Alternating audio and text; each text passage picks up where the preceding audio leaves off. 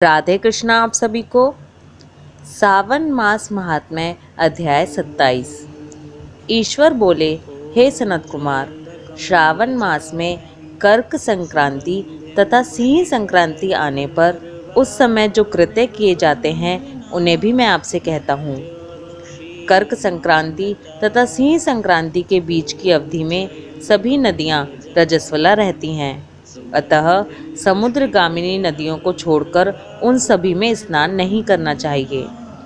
कुछ ऋषियों ने यह कहा है कि अगस्त्य के उदय पर्यंत ही वे रजस्वला रहती हैं। जब तक दक्षिण दिशा के आभूषण स्वरूप अगस्त्य उदित नहीं होते तभी तक वे नदियां रजस्वला रहती हैं और अल्प जल वाली कही जाती हैं। जो नदियां पृथ्वी पर ग्रीष्म ऋतु में सूख जाती हैं, वर्षकाल में जब तक 10 दिन ना बीत जाएं तब तक उनमें स्नान नहीं करना चाहिए। जिन नदियों की गति स्वतः 8000 धनुष तक नहीं हो जाती तब तक वे नदी शब्द की संज्ञावली नहीं होती, अपितु वे गर्त कही जाती हैं। कर्क संक्रांति के प्रारंभ में 3 दिन तक महानदियां रजस्वला रहती हैं। वे स्त्रियों की भांति चौथे दिन शुद्ध हो जाती हैं। हे मुने, अब मैं महानदियों को बताऊंगा, आप सावधान होकर सुनिए। गोदावरी, भीमरथी, तुंगभद्रा, वेनिका, तापी, पयोष्णी, ये 6 नदियाँ विंध्य के दक्षिण में कही गई हैं। भागीरथी, नर्मदा, यमुना, सरस्वती, विशोका, वितस्ता, ये 6 नदियाँ विंध्य के उत्तर में कही गई हैं। ये 12 महानदियाँ देवर्षि क्षेत्र से उत्पन्न हुई हैं। हे मुने, देविका, कावेरी, वंजरा, कृष्णा, ये महानदियाँ कर्क संक्रमण के प्रारंभ में 1 दिन तक रजस्वला रहती हैं। गौतमी नामक नदी कर्क संक्रमण होने पर 3 दिनों तक रजस्वला रहती है।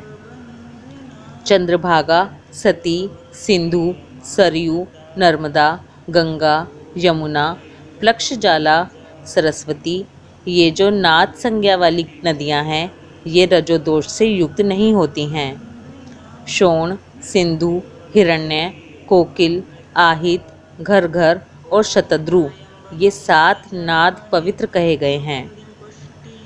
धर्म द्रव्यमयी गंगा, पवित्र यमुना तथा सरस्वती, ये नदियाँ गुप्त रजोदोष वाली होती हैं, अतः ये सभी अवस्थाओं में निर्मल रहती हैं।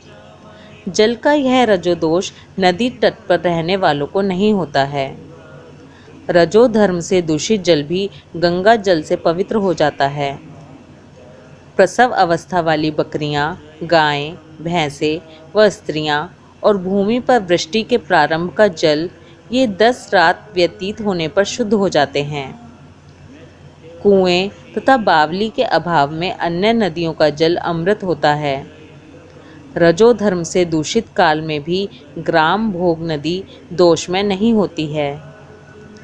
दूसरे के द्वारा भरवाए गए जल में रजो दोष नहीं होता है। उपाकर्म में, उत्सर्ग कृत्य में, प्रातः काल के स्नान में, विपत्तियों में, सूर्य ग्रहण काल में तथा चंद्र ग्रहण काल में रजोदोष नहीं होता है। हे सनत कुमार, अब मैं सिंह संक्रांति में गो प्रसव के विषय में कहूँगा। सिंह राशि में सूर्य के संक्रमण होने पर यदि गो प्रसव होता है तब जिसकी गाय प्रसव करती है उसकी मृत्यु 6 महीनों में हो जाती है। मैं इसकी शांति भी बताऊंगा जिससे सुख प्राप्त होता है। प्रसव करने वाली उस गाय को उसी क्षण ब्राह्मण को दे देना चाहिए। उसके बाद घृत मिश्रित काली सरसों से होम करना चाहिए। इसके बाद व्याहृतियों से घृत से सिक्त तिलों की 1008 आहुतियाँ डालनी चाहिए। उपवास रखकर विप्र को प्रयत्न पूर्वक दक्षिणा देनी चाहिए।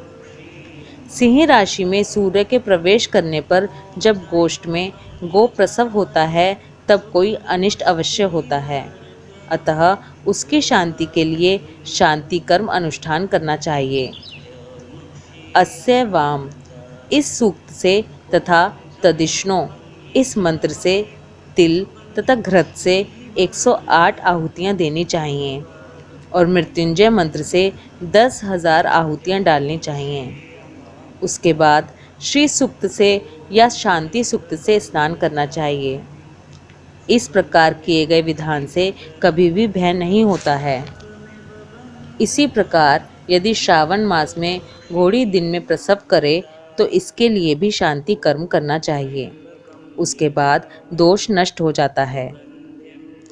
हे सनत कुमार, अब मैं कर्क संक्रांति में, सिंह संक्रांति में तथा श्रावण मास में किए जाने वाले शुभप्रद दान का वर्णन करूंगा।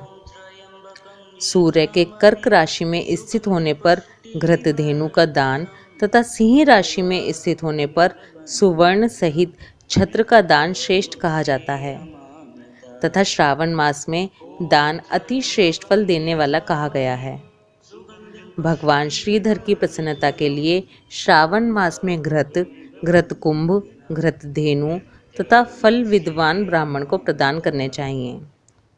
मेरी प्रसन्नता के लिए श्रावण मास में किए गए दान अन्य मासों के दानों की अपेक्षा अधिक अक्षय फल देने वाले होते हैं।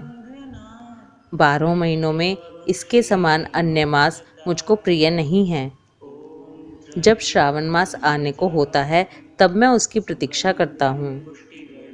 जो मनुष्य इस मास में व्रत करता है वह मुझे परम प्रिय होता है, क्योंकि चंद्रमा ब्राह्मणों के राजा हैं, सूर्य सभी के प्रत्यक्ष देवता हैं, ये दोनों मेरे नेत्र हैं। कर्क तथा सिंह की दोनों संक्रांतियाँ जिस मास में पड़ें उससे बढ़कर किसका महात्म्य होगा। जो मनुष्य इस श्रावण मास में पूरे महीने प्रातःकाल स्नान करता है वह 12 महीने के प्रातः स्नान का फल प्राप्त करता है। यदि मनुष्य श्रावण मास में प्रातः स्नान नहीं करता है तो 12 महीनों में किए गए उसके स्नान का फल निष्फल हो जाता है। हे महादेव, हे दया सिंधु, मैं श्रावण मास में उषा काल में प्रातः स्नान करूँगा। हे प्रभु, मुझे विघ्न रहित कीजिए। प्रातः स्नान करके शिवजी की पूजा करके श्रावण मास की सत्कथा का प्रतिदिन भक्ति पूर्वक श्रवण करना चाहिए। बुद्धिमान व्यक्ति इस प्रकार से ही मास व्यतीत करता है।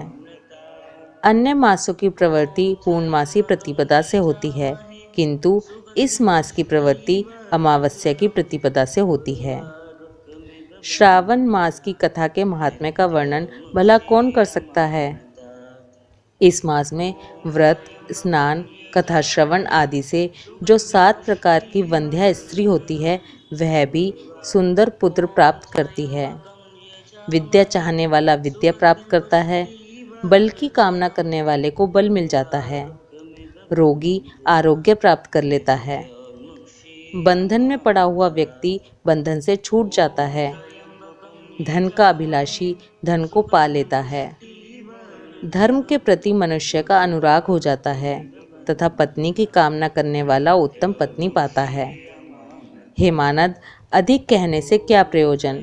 मनुष्य जो जो चाहता है उसको पा लेता है और मृत्यु के बाद मेरे लोक को पाकर मेरे सानिध्य में आनंद प्राप्त करता है। कथा सुनाने के बाद वस्त्र आभूषण आदि से कथावाचक की विधिवत पूजा करनी चाहिए। जिसने वाचक को संतुष्ट कर दिया उसने मानो मुझ शिव को प्रसन्न कर दिया। श्रावण मास का महात्म्य सुनकर जो वाचक की पूजा नहीं करता, यमराज उसके कानों को छेदते हैं और वह दूसरे जन्म में बहरा होता है। अतः सामर्थ्य के अनुसार वाचक की पूजा करनी चाहिए। जो मनुष्य उत्तम भक्ति के साथ इस श्रावण मास महात्म्य का पाठ करता है या सुनता है या दूसरों को सुनाता है, उसको अनंत पुण्य की प्राप्ति होती है। इस प्रकार श्री स्कंद पुराण के अंतर्गत ईश्वर सनत कुमार संवाद में श्रावण मास महात्म्य में नदी रजोदोष, सिंह गोप्रसव, सिंह कर्कट श्रावण स्तुति, वाचक पूजा कथन नामक 27वां अध्याय पूर्ण हुआ। हर हर महादेव।